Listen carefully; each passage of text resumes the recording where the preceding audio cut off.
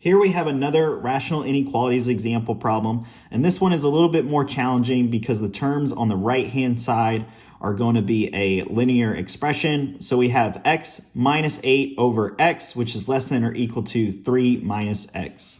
So the first step in solving this example problem is we want to move all the terms to one side and simplify it into a single rational expression. So we can go ahead and do that.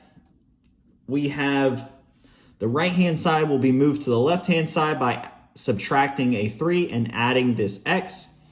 The next step is to multiply these two terms by the least common denominator, which is determined to be x. And what we're left with is x squared minus 2x minus 8 all over x. We can simplify the numerator by factoring it out. And so what we're left with is x minus 4 multiplied by x plus 2 all over x, which is less than or equal to 0. The next step in solving this example problem is we want to determine where the numerator and denominators are equal to 0.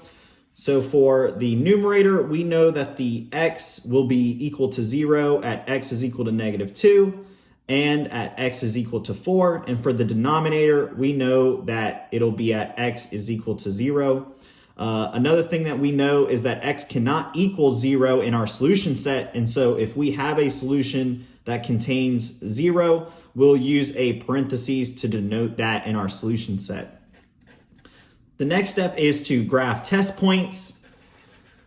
So we've set up our line graph here going from negative 3 to 5 and our boundaries at negative 2, 0, and 4, which were our x values, and set up test points at x is equal to negative 3, x is equal to negative 1, x is equal to 1, and x is equal to 5.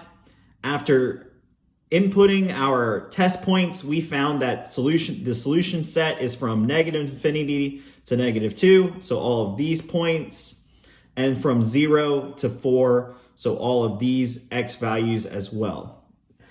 And the last step is to write our solution set from our line graph in inequality and interval notation form. So you can see here we have it where negative infinity is less than x, which is less than or equal to negative 2.